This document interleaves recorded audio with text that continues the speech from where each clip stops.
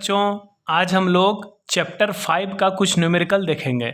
EMI and AC, विद्युत चुम्बकीय प्रेरण तथा प्रत्यावर्ती धारा।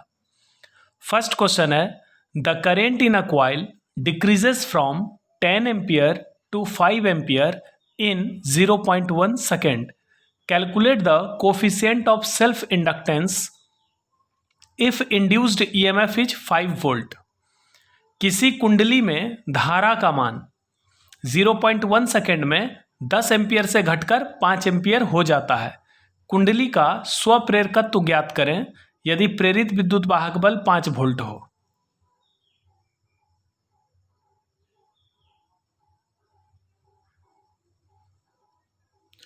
तो देखिए, सेल्फ इंड्यूस्ड ईएमएफ ई का फॉर्मूला होता है L into D I by D T. D I का मतलब हो गया change in current, D T का मतलब हो गया टाइम टेकन।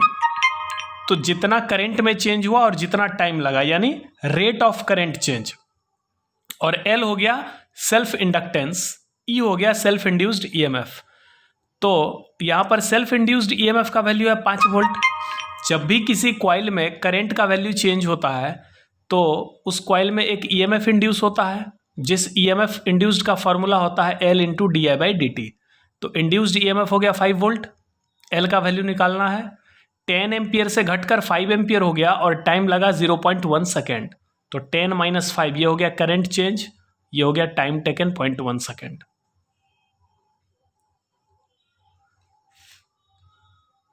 तो सॉल्व करने पर एल का वैल्यू हो गया 0.1 हेनरी।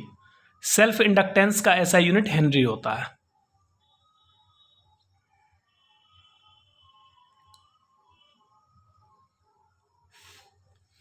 क्वेश्चन 2 देखिए, the transformation ratio of an ideal step up transformer is 200:1। If the voltage across primary coil is 220 volt, then calculate voltage across secondary coil. एक आदर्श ऊंचाई ट्रांसफार्मर का परिनमन अनुपात 200:1 है। यदि प्राथमिक कुंडली के अक्रॉस वोल्टता 220 वोल्ट हो तो द्वितीय कुंडली के अक्रॉस वोल्टता ज्ञात करें।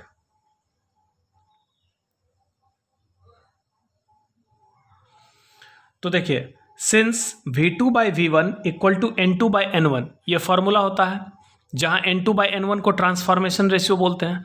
इसका वैल्यू दिया गया है 200:1।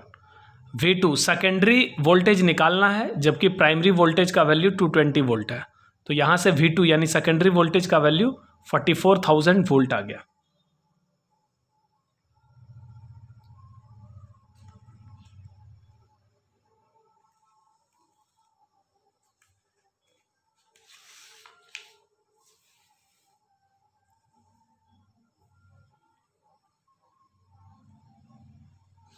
क्वेश्चन नंबर 3 काफी इंपॉर्टेंट है, एग्जाम में बहुत बार आया है। If alternating current is I equal to 5 sin 100 pi t plus pi by 2, then find the following.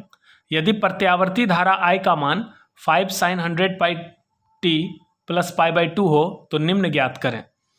First है पीक वैल्यू, सेकंड है एवरेज वैल्यू, थर्ड है आरएमएस वैल्यू, फोर्थ है एंगुलर फ्रीक्वेंसी, फिफ्थ है फ्रीक्वेंसी और sixth है phase difference between EMF and current.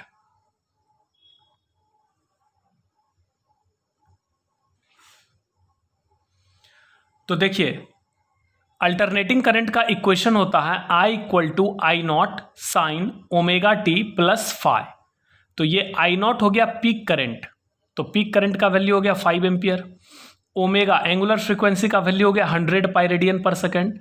और ये phi यानी phase difference between E and I, EMF और करंट के बीच का फेज डिफरेंस पाई बाई 2 हो गया।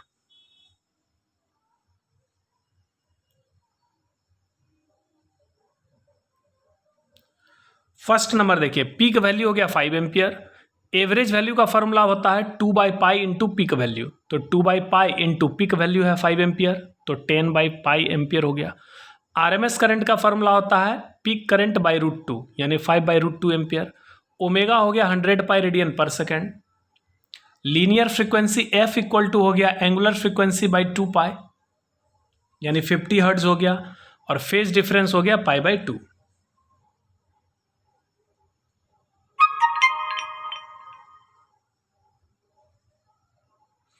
नेक्स्ट क्वेश्चन है the inductive reactance and resistance of LR circuit are respectively 30 ohm and 40 ohm. एक LR सर्किट है जिसका इंडक्टिव रिएक्टेंस और रेसिस्टेंस 30 ओम और 40 ओम है। Calculate impedance of the circuit. यदि LR परिपथ का प्रेरकीय प्रतिघात तथा प्रतिरोध क्रमशः 30 ओम और 40 ओम हो तो परिपथ का प्रतिबाधा ज्ञात करें। तो इम्पीडेंस Z का फॉर्मूला होता है √R² plus XC minus XL का स्क्वायर। तो चूंकि ये LR सर्किट है, LCR नहीं है, LR है, यानी इसमें C नहीं है, तो इसलिए XC का वैल्यू 0 हो गया, तो बच गया XL। XL का वैल्यू होता है ω_L। तो ये R का वैल्यू दिया गया है 40 ओम और XL का इंडक्टिव रिएक्टेंस का वैल्यू है 30 ओम, तो इसका स्क्वायर करेंगे तो ये आ गया 50 ओम।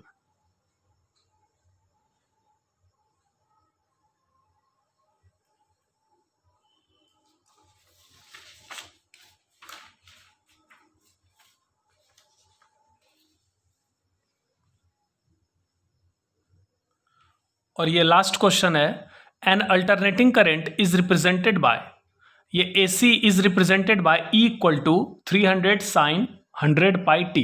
तो ये देखिए ये अल्टरनेटिंग वोल्टेज का इक्वेशन है, AC वोल्टेज का इक्वेशन है E = E0 sin ω_t। तो ये ओमेगा हो गया एंगुलर फ्रीक्वेंसी और ये E0 हो गया peak voltage. It is applied over A resistance of 150 Om.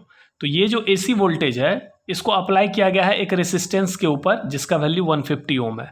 Calculate average power consumed and heat produced in 40 minutes.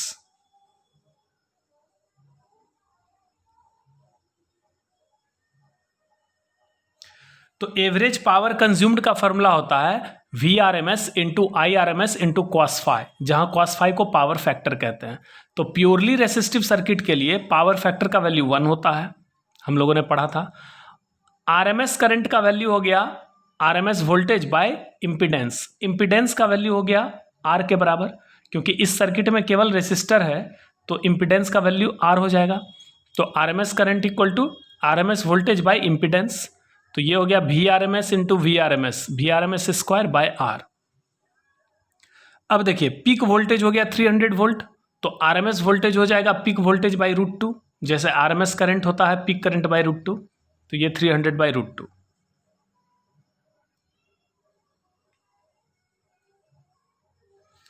Average power का फॉर्मूला हो गया RMS वोल्टेज का स्क्वायर बाय रेसिस्टेंस। तो RMS वोल्टेज हो गया 300 बाय √2, इसका स्क्वायर बाय रेसिस्टेंस का value 150 ओम। Solve करने पर पावर आ जाएगा 300 वाट।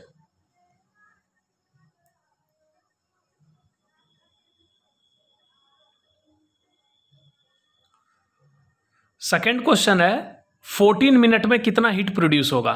तो H हीट प्रोड्यूस का फॉर्मूला होता है I²RT, जहां I कौन सा करंट होगा, RMS करंट। तो RMS करंट का वैल्यू हो गया √2। यहां पर देखिए RMS करंट का फॉर्मूला होता है RMS वोल्टेज बाय इम्पीडेंस। तो इम्पीडेंस का वैल्यू यहां R के बराबर होगा।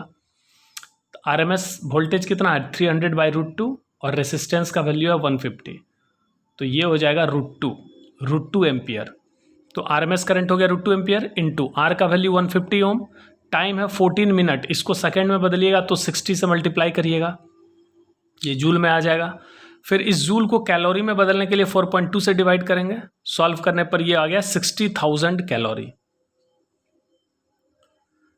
तो ये कुछ क्वेश्चंस थे जो बराबर एग्जाम में आते हैं, इसको आप देख लीजिएगा अच्छे से। Thank you.